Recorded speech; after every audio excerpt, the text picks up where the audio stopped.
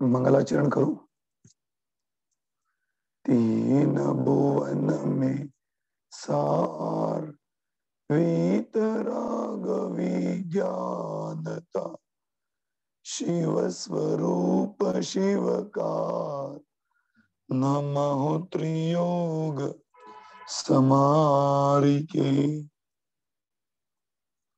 अपने यहाँ पर हर इतवार को कक्षा चलती है तीन लोक के बारे में।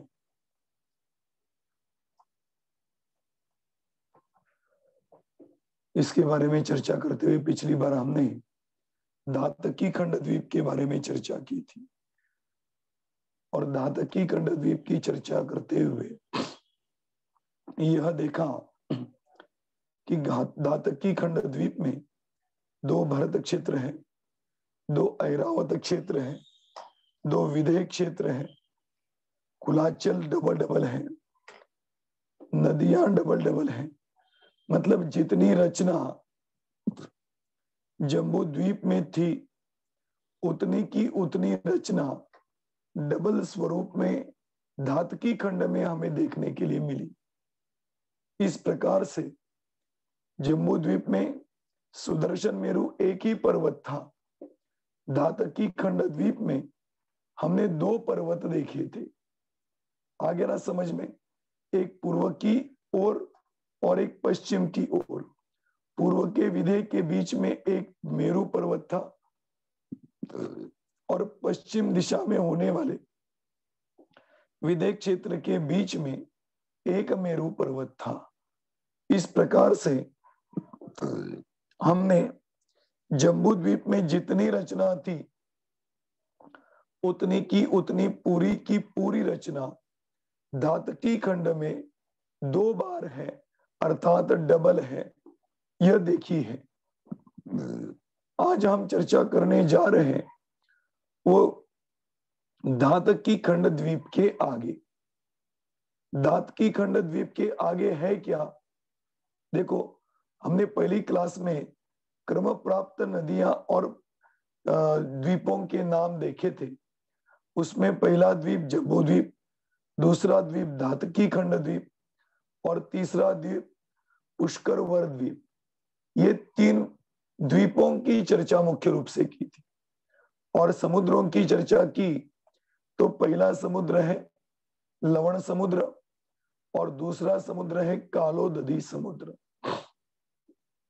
आज हमें इस कालोदधी समुद्र के बारे में चर्चा करनी है।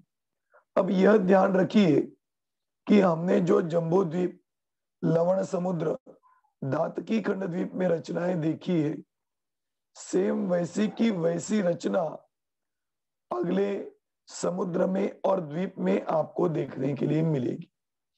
यदि वो रचना आपने एक बार रिवाइज की होगी तो आगे की रचना आपको समझने में ज्यादा समय नहीं लगे, क्योंकि वही की वही रचना सेम आगे समुद्र और द्वीप में रिपीट है।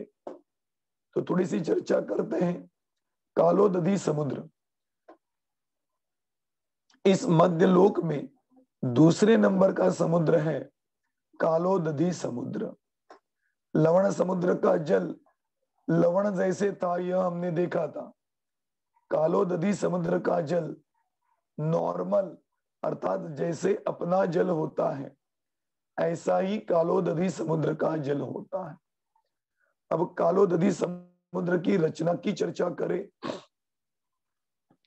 तो लवण समुद्र जितना था उससे दुगना धातकी खंड द्वीप था। धातकी खंड द्वीप से दुगना कालोदधी समुद्र आएगा। जम्बू द्वीप 1 लाख योजन लंबा था, लवण समुद्र 2 लाख योजन लंबा एक दिशा में था।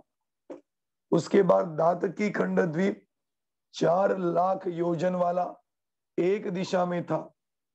अब धातकी खंड द्वीप से दुगना कालोदधी समुद्र है, तो कालोदधी समुद्र 8 लाख योजन का रहेगा। आ गया समझ में? और मैं बार बार कह रहा हूं एक दिशा की तरफ ध्यान दे रहा हूं, क्योंकि यह जो कालोदधि समुद्र है, एक दिशा में 8 लाख योजन अर्थात पूर्व दिशा में 8 लाख योजन रहेगा, तो पश्चिम दिशा में भी 8 लाख योजन आपको मिलेगा। क्योंकि ये राउंड है ना, तो राउंड होने के कारण वह राउंड पूर्व दिशा में भी है और पश्चिम दिशा में भी है, इसलिए पूर्व दिशा में 8 लाख योजन और पश्चिम दिशा में 8 लाख योजन। तो लेकिन ऐसा मत समझना कि कालोदधि समुद्र 16 लाख योजन हो गया, एक तरफ 8 लाख और एक तरफ 8 लाख, ऐसे नहीं। जैसे हमने पिछली बार भी देखा था, चूड़ी होती है जो कि अपनी बहनें हाथों में पहनती है, वह चूड़ी को अपन देखे तो जितना प्रमाण राइट हैंड में हमें देखने के लिए मिलता है, उतना ही प्रमाण लेफ्ट हैंड में देखने के लिए मिलता है। इसलिए कालोदधि समुद्र का प्रमाण कहा जाए तो सिर्फ 8 लाख योजन ही होगा, 16 लाख योजन नहीं, ध्यान देना। आ गया समझ में? इस प्रकार से 8 लाख योजन प्रमाण यह कालोदधि समुद्र है। अब थोड़ी इसकी चर्चा करते हैं। देखो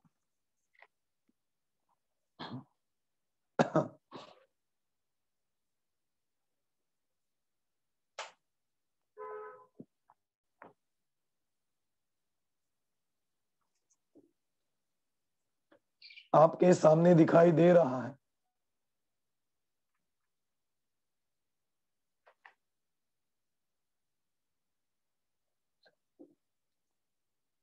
यह 2.5 द्वीप का या 3 द्वीप का प्रमाण आपको देखने के लिए मिल रहा है। बीचों बीच जम्बू द्वीप है, जम्बू द्वीप के बाद ये लवण समुद्र एक तरफ 2 लाख योजन वाला, उसके बाद धातकी खंड द्वीप एक तरफ 4 लाख योजन वाला, उसके बाद कालोदधि समुद्र एक दिशा में 8 लाख योजन विस्तार वाला है।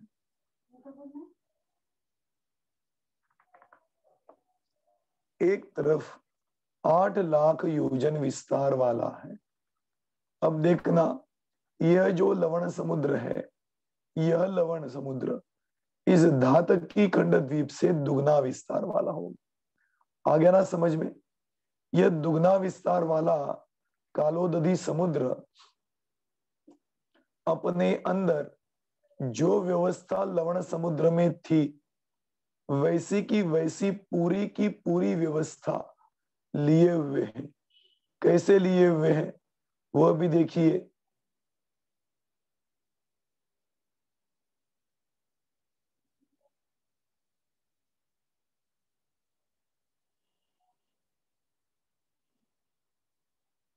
यह देखिए, अब आपके सामने दिखाई दे रहा है, ये कालोदधि समुद्र है। एक्चुअली ये लवण समुद्र है, लेकिन लवण समुद्र में जो रचना है सेम वही की वही रचना कालोदधि समुद्र में है। तो इस आधार से हम कालोदधि समुद्र की रचना को देखते। देखिए, लवण समुद्र में हमने पर्वत देखे थे, कुभोग भूमि देखी थी, याद है ना आप सबको? अब कुभोग भूमि कितनी थी उसकी चर्चा करते हैं। देखो, ये आपको जो जम्बू द्वीप दिखाई दे रहा है ना, इस जम्बू द्वीप की जगह आप धातकी खंड द्वीप समझना। अब इस धातकी खंड द्वीप से पूर्व, पश्चिम, उत्तर और दक्षिण दिशा में 4 दिशाओं में 4 कुभोग भूमियां हैं। ठीक है?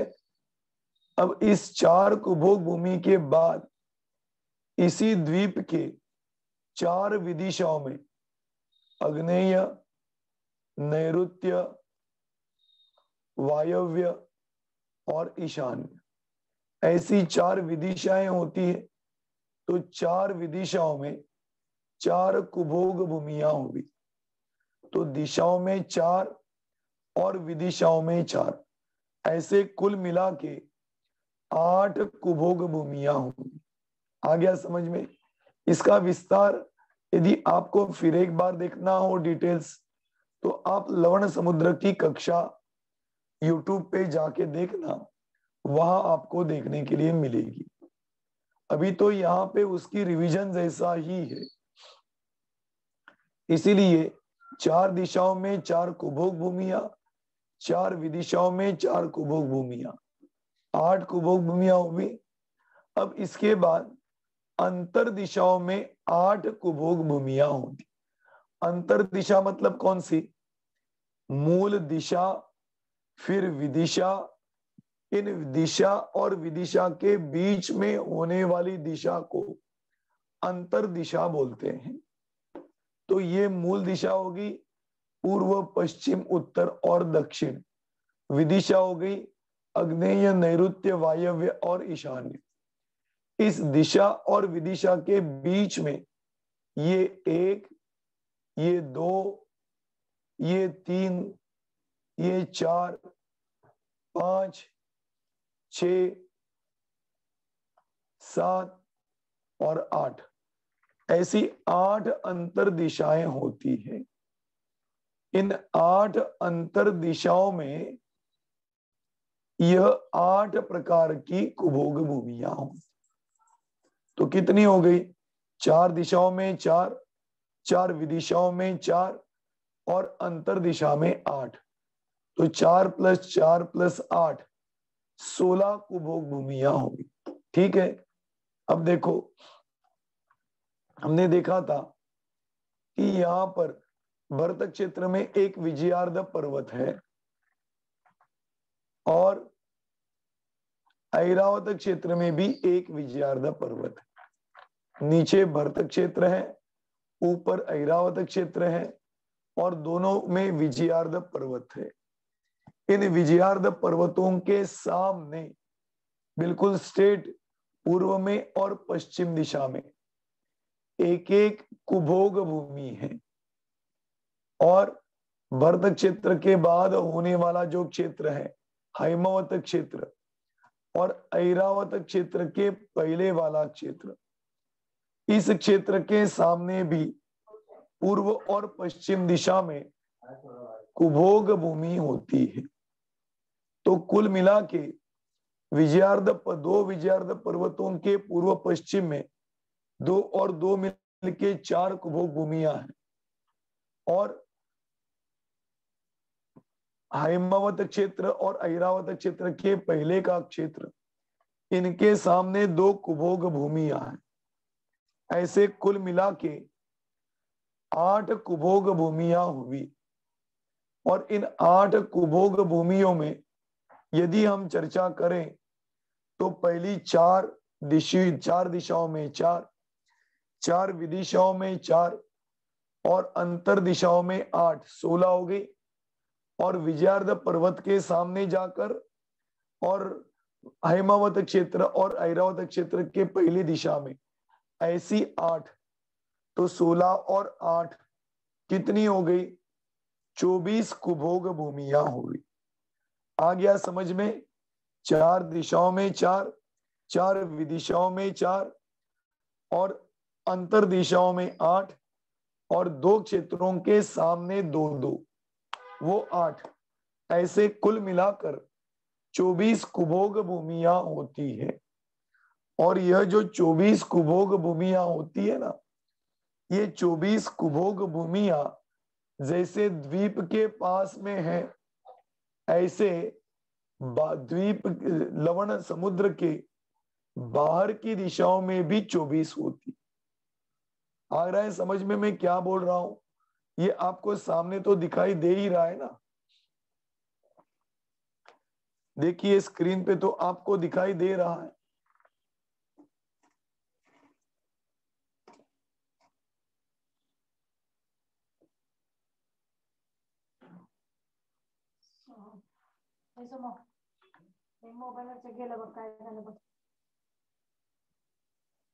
आवाज तो सुनाई दे रहा है ना?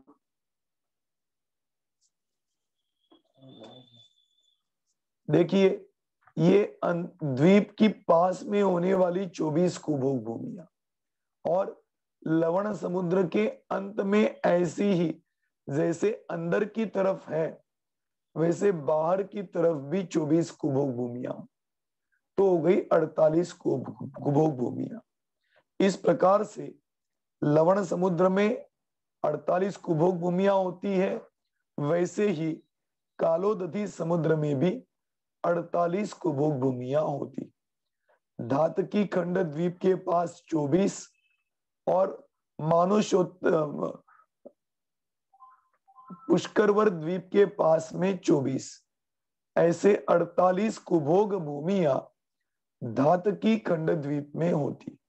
और वो कुभोग भूमि के बारे में अपने उस समय वर्णन किया था, वही मैं अभी यहाँ पे बताऊंगा, रिपीट तो नहीं करूंगा, सामान्य रूप से बताऊंगा। इन कुभोग भूमियों में किसी प्राणी का मुख और शरीर मनुष्य का, कभी किसी के कान किसी प्राणी के जैसे, शरीर मनुष्य जैसा, ऐसी विचित्र विचित्र अवस्था वाले मनुष्य इस कुभोग भूमि में रहते हैं और यहाँ की मीठी मिट्टी खा के अपना जीवन बिताते हैं। इसीलिए यहाँ के क्षेत्र को कुभोग भूमि कहते हैं।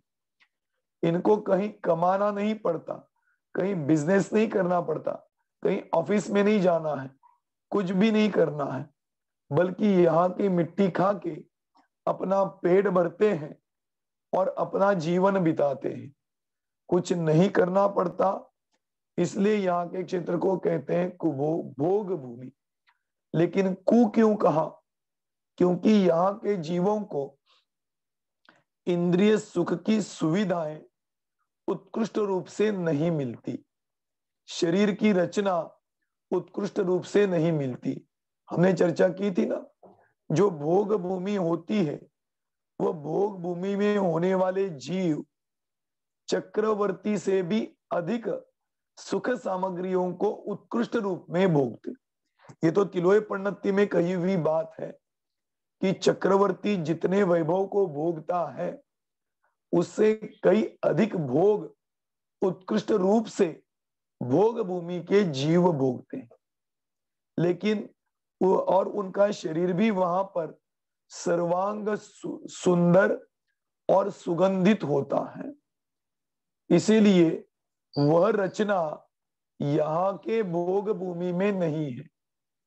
इसलिए यहाँ के भोग भूमि को कहते हैं कुभोग भूमि, और ये अंतर्द्वीपज कुभोग भूमि कहते हैं।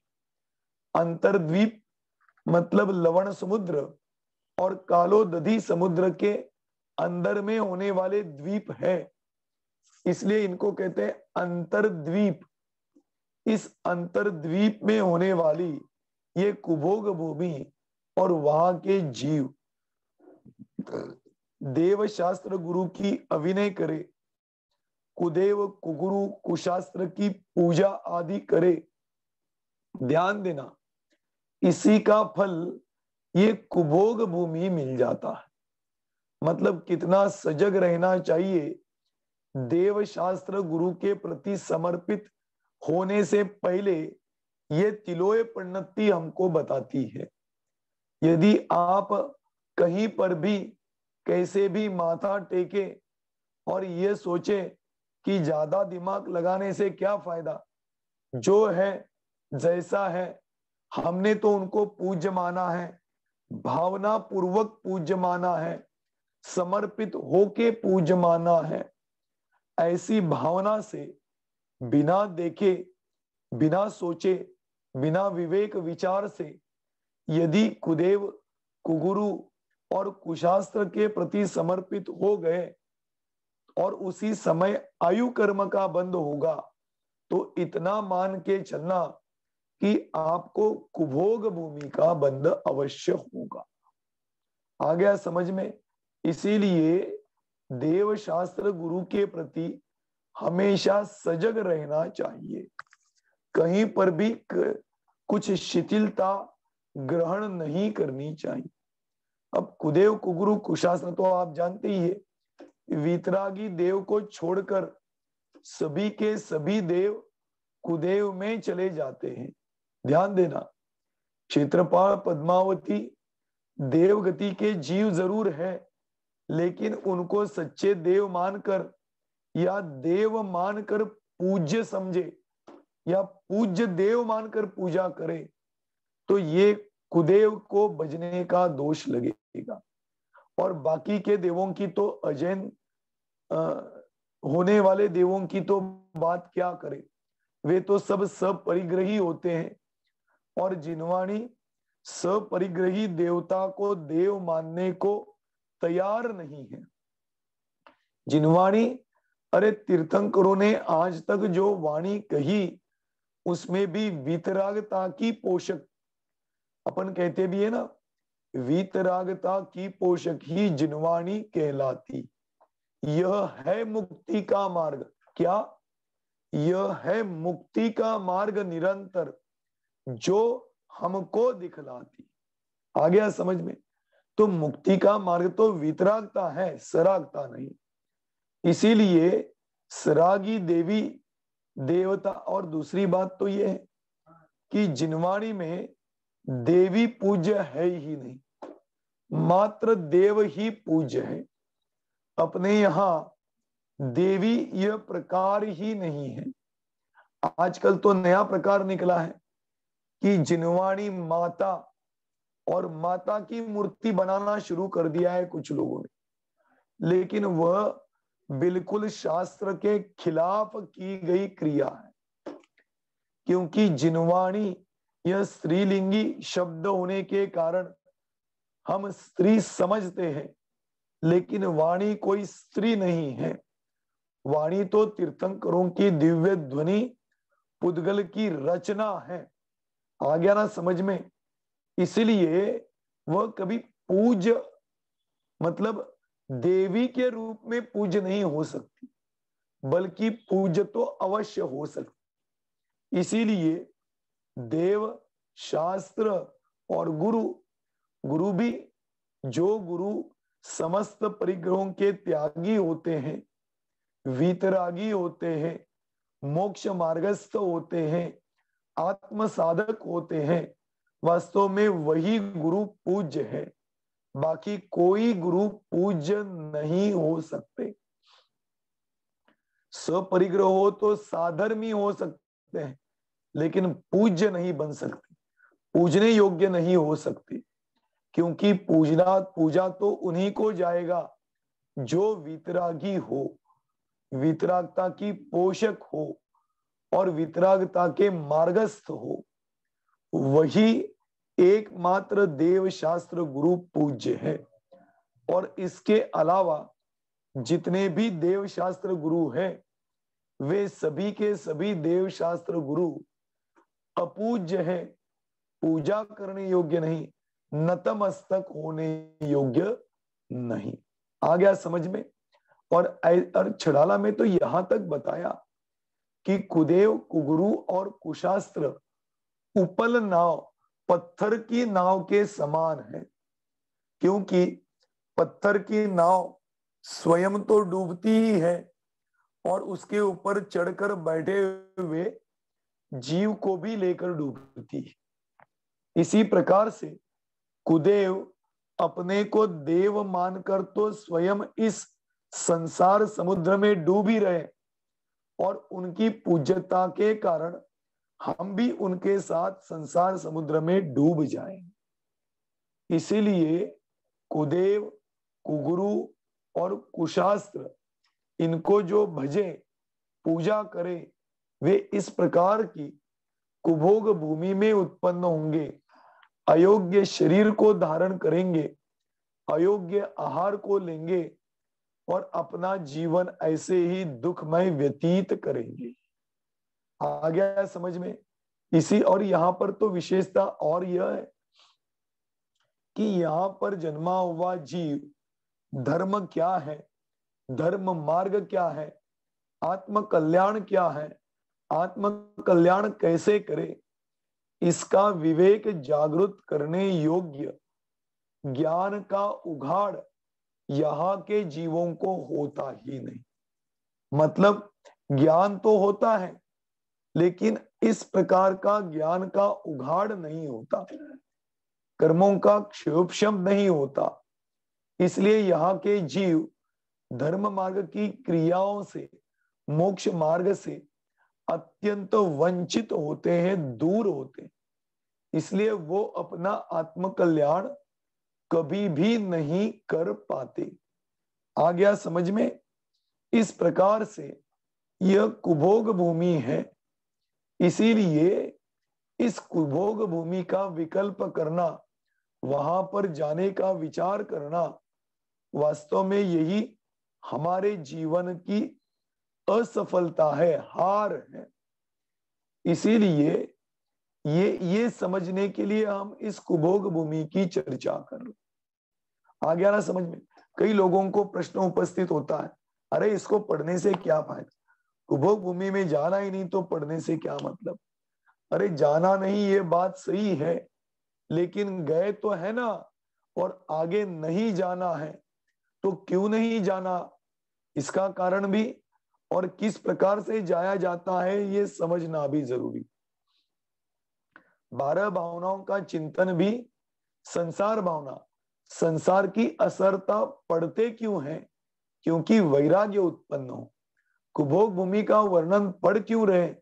क्योंकि अरे इस जीव की तो यहां जाने के बाद ऐसी दुर्दशा होने वाली। और दूसरी बात, यहाँ पे कोई आत्महत्या करना भी चाहे तो नहीं कर पाता, पूरा जीवन बिताना पड़ता है। जितनी आयु है उतनी पूरी आयु भोगनी पड़ती, और इतनी पूरी आयु इस प्रकार की दुर्दशा में, दुखों में, विचित्र अवस्थाओं में भोगनी पड़ती। तो सोचो, यहाँ पे दोबारा नहीं जाना हो तो ऐसे परिणाम हमें नहीं करने चाहिए। तो हम ऐसी अवस्था में नहीं जाएंगे। इस प्रकार से यह कालोदधि समुद्र में होने वाले कुभोग भूमि और कुभोग भूमि के जीवों का इस प्रकार का स्वरूप इस तिलोय पन्नति ग्रंथ में बताया। ये हो गई कुभोग भूमियां। अब और भी देखिए, यहां पर जैसे कुभोग भूमियां थी, ऐसे यहां पर पर्वत भी आपको देखने के लिए मिलेंगे। इसकी भी चर्चा हमने लवण समुद्र के समय में की थी कि ये जो आपको दिखाई दे रहे, ये धातकी खंड द्वीप के आगे और पुष्करवर द्वीप के पहले होने वाले कालोदधि समुद्र की रचना है। इस कालोदधि समुद्र में भी 4 दिशाओं में 4 पाताल होते हैं। पाताल भी अपन ने देखे थे ना, याद है आपको? 4 दिशाओं में 4 बहुत बड़े बड़े पाताल होते, 10,000 योजन चौड़े मुख वाले और 1,00,000 योजन ऊंचाई वाले ऐसे बड़े बड़े पाताल इस 4 दिशाओं में कालोदधि समुद्र में भी, और फिर 4 विदिशाओं में भी 4 पाताल होते हैं, और उसके बीच में लघु पाताल होते हैं। अब वो कितने क्या है, वो आप पाताल की चर्चा हमने